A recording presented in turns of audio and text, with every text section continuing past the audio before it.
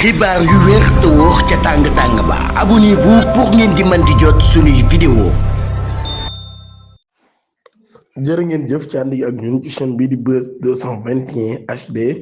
mbirum Pape Cheikh Diallo daan nañuy jàpp 40e suspect bi maanaam kon ñeent fekkeelu nit bi nga xam ni teg nañ ko loxo ci mbirum Pape Cheikh Diallo muy ab étudiant nag boo xam ni daan nay enfoncé Pape Cheikh Diallo bu baax a baax ak Ibrahima Majib Seck ci ay aveu yu explosif yoo xam daan na koy def. Gendarmerie nationale sous le commandement du général Martin Faye daan nay multiplier ay action am ci territoire national bi pour nag xeex lépp lu jëm ci wàllum délinquance criminalité ak acte contraire aux bonnes mœurs ci réewum Sénégal. ci loolu yi nag daal ci dynamique boobee brigade de recherche de la compagnie de Kër Massar daan nay arrêté 40e suspect dans le cadre de délégation judiciaire ordonnée par le juge d'instruction du premier cabinet près le tribunal de grande instance Pikine Guédiawaye. muy ab étudiant buy wuy tur S Diallo moom mii daal daanu ci samedi bi ci Sacré-Cœur ci ginnaaw bi nga xamee ni police daan na koy teg loxo ñoom ñi nag dañoo demoon en civil bi ñu koy jàpp bu ñu sukkandikoo ci information exclusive yu seen yóbbu nag daal suspect bi ci boppam daan nay avoué implication ci réseau présumé homosexuel boobee ginnaaw interpellation nag daal S Diallo ci boppam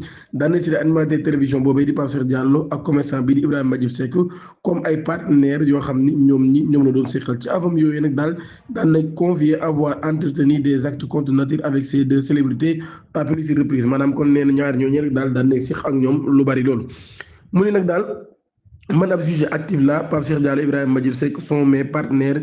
passif maanaam kon moom mooy joué rôle ku góor ki Pape Cheikh Diallo ak Majib Seck ñoom ñooy doon ñu jigéen ñi mun tëdd naa ak ñoom lu bari loolu la suspect bi daal di déclaré ginnaaw bi nga xam jàpp nañ ko ci Sacré-Cœur étudiant bi di S Diallo nag daal ab tapisserie la